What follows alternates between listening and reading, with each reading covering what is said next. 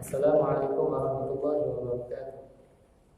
Bismillah walhamdulillah wassalatu wassalamu ala rasulillah sayyidina wa maulana Muhammad ibn Abdullah wa ala alihi wa sahbihi wa man wala wa ba'd. Rabbi israh li sadri wa yassir li amri wa hlul 'uqdatam min lisani yafqahu qawli wa ba'd. Perkenalkan, nama saya Muhammad Dawud Muslim. Saya adalah mahasiswa STIK Latifiyah semester 4. Saya di sini akan sedikit menjelaskan mengenai takhrijul hadis. Soalan pertama yaitu hal apa saja yang melatar belakangi pentingnya penelitian hadis.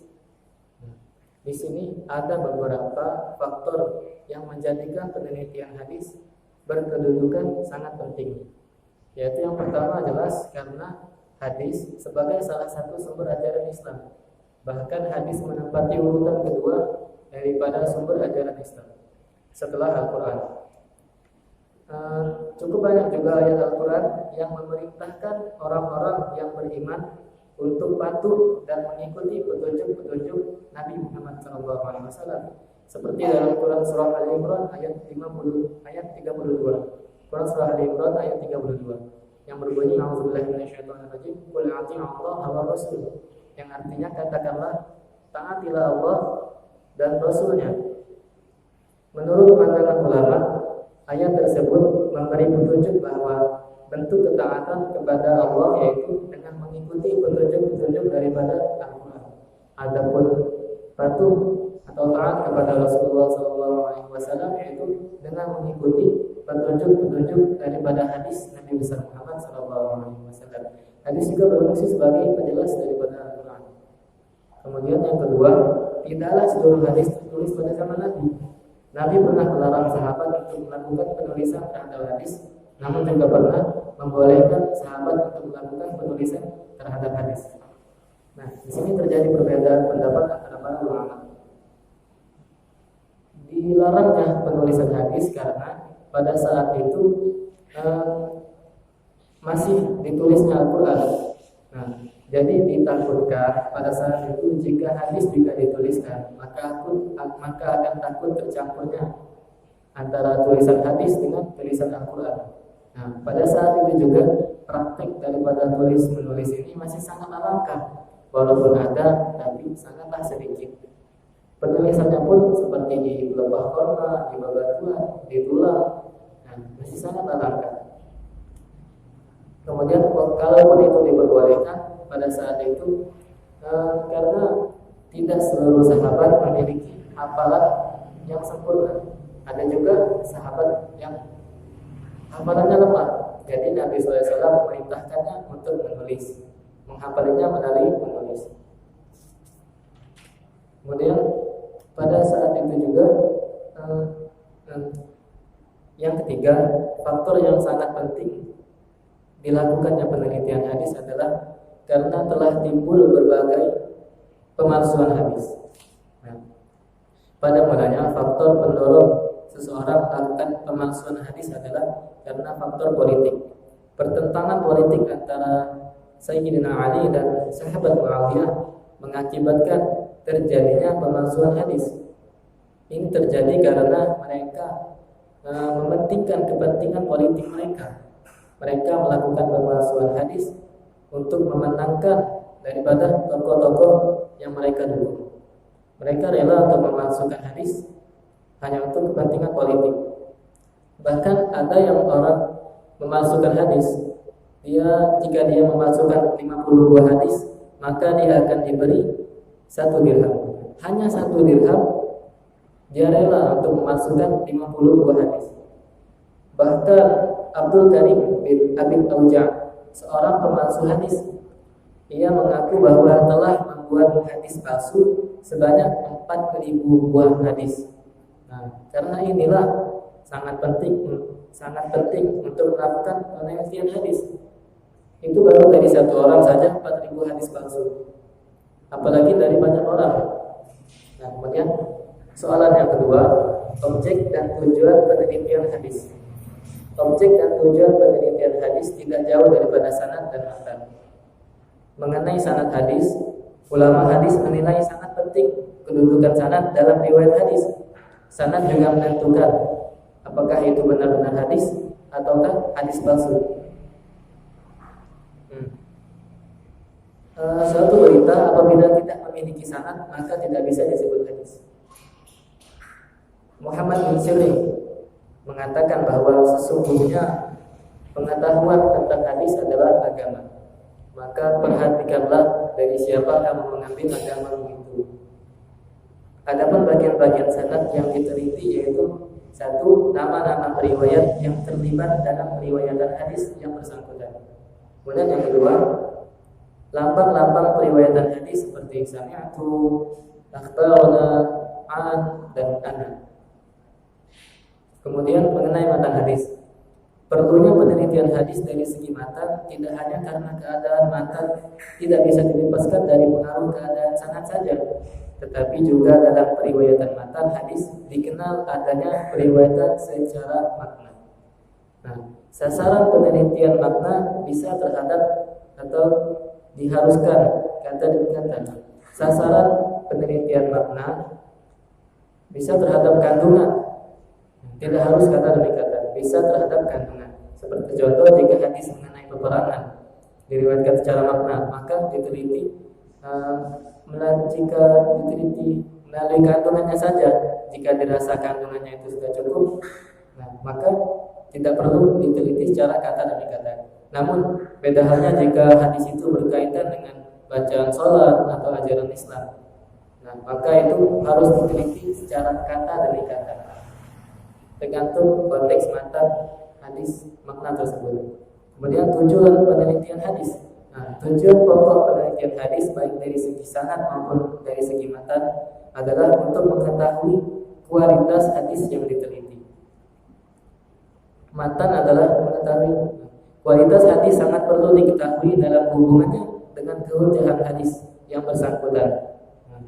Jadi tujuan penelitian hadis ini menentukan kualitas hadis. Hadis yang kualitasnya tidak memenuhi syarat, maka tidak bisa dijadikan hujah. Hadis yang diteliti adalah hadis yang berstatus ahad. Untuk hadis yang berstatus mutawatir, ulama menganggap tidak perlu untuk melakukan penelitian lebih lanjut, sebab hadis mutawatir sudah diyakini benar-benar berasal dari baginda Nabi SAW. Kemudian soalan yang ketiga, langkah-langkah kegiatan penelitian sanad hadis. Melakukan i'tibar. Ini adalah menyertakan sanad-sanad yang lain untuk suatu hadis tertentu. Yang hadis itu pada bagian sanadnya tampak hanya satu orang saja, tampak hanya seorang periwayat saja. Namun kemudian dengan menyertakan sanad-sanad yang lain, barulah akan dapat diketahui apakah ada periwayat yang lain atau tidak ada untuk bagian dari sanad yang dimaksud. Kemudian kita akan melakukan pembuatan skema sanad. Ini berguna untuk memperjelas dan mempermudah proses kegiatan i'tibar. Guna daripada skema sanad ini untuk mempermudah kegiatan i'tibar. Diberlakukannya pembuatan skema untuk seluruh sanad bagi hadis yang diteliti. Diperlukan pembuatan skema ini. Dalam pembuatan skema ada 3 hal yang penting perlu diperhatikan, yakni 1, jalur seluruh sanad. Kedua, nama-nama periwayat untuk seluruh sanad. Dan yang ketiga, metode periwayatan yang digunakan oleh masing-masing periwayat. B. Meneliti pribadi periwayat. Kaidah sebenarnya kaidah benih-benih tentang kesahihan hadis, tentang kaidah kesahihan hadis sudah ada pada zaman Nabi, pada zaman sahabat sudah ada. Nah, kemudian dijelaskan oleh Imam Muslim, Imam Bukhari, Imam Syafi'i. Mereka juga menerapkannya pada hadis yang mereka teliti dan mereka riwayatkan. Barulah ulama-ulama pada zaman setelah itu mereka menyempurnakan daripada kaidah-kaidah kesahihan hadis tersebut. Ibnu Salah mengemukakan sebagai hadis.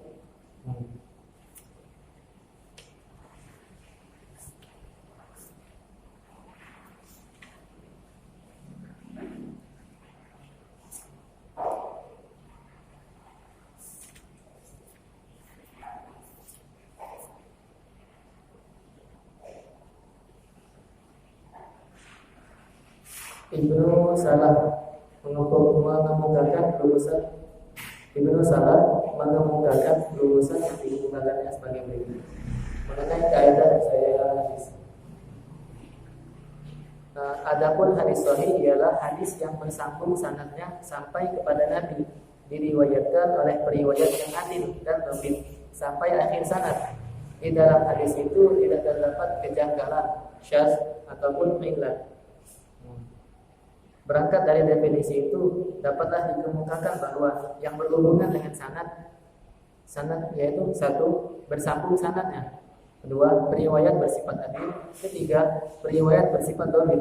Keempat, terhindar dari kejanggalan atau syuzuz atau syadz dan terhindar daripada cacat atau illat. Yang kedua, yang berhubungan dengan matan. Satu, terhindar dari kejanggalan atau syuzuz, dan yang kedua terhindar dari cacat atau illat. Dua, dari segi-segi pribadi periwayat yang diteliti. Haruslah adil. Kriteria untuk sifat adil ialah satu, beragama Islam. Kedua, mukallaf. Mukallaf ini yaitu baligh dan berakal sehat. Yang ketiga, melaksanakan ketentuan agama. Yang keempat, memelihara muruah. Muruah ini adalah kesopanan pribadi pada tegaknya kebajikan, moral dan kebiasaan-kebiasaan. Kemudian B, kapasitas untuk periwayatan. Periwayatan yang menurut kapasitas intelektual periwayatan. Periwayat yang kapasitas intelektualnya memenuhi syarat kesahihan hadis disebut sebagai periwayat yang dhabit. Yang pertama yaitu periwayat yang bersifat dhabit adalah periwayat yang hafal dengan sempurna hadis yang diterimanya dan mampu menyampaikannya dengan baik kepada orang lain. Kemudian yang kedua, periwayatnya mampu memahami dengan baik hadis yang dihafalnya itu. Yang ketiga, sekitar al-jarh wa ta'dil, kritik terhadap para periwayat hadis berkenaan dengan hal-hal yang terpuji ataupun yang tercela yang kaitannya dengan penelitian hadis. Karena mengemukakan kejelekan seorang itu dalam agama dilarang, tidak diperbolehkan. Namun untuk kepentingan yang lebih besar, yaitu kepentingan hadis, maka perlu dikemukakan, tetapi hanya sebatas hubungannya pada kepentingan penelitian hadis, kepentingan penelitian riwayat hadis. Selain daripada itu, di luar daripada itu, maka tidak lagi dikemukakan. Kemudian persambungan sanad yang diteliti. 4. Persambungan sanad yang diteliti. Lambang atau lafal-lafal yang digunakan dalam periwayatan hadis seperti sami'tu, sami'ana, haddatsani, haddatsana, an dan ana.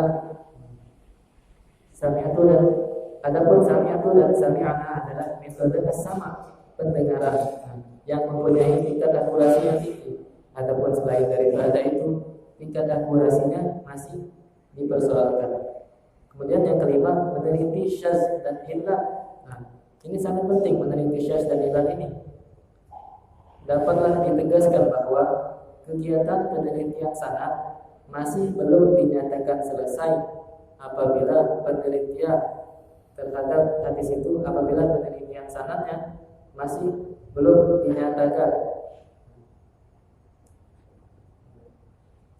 Meneliti syadz dan illat ini sangat penting, karenanya dapatlah ditegaskan bahwa kegiatan penelitian sanad masih belum selesai apabila penelitian tentang syadz dan illat belum dilakukan. Jadi belum dapat dikatakan selesai apabila penelitian tentang syadz dan illat belum dilakukan. Mungkin itu saja penyampaian saya mengenai takhrijul hadis.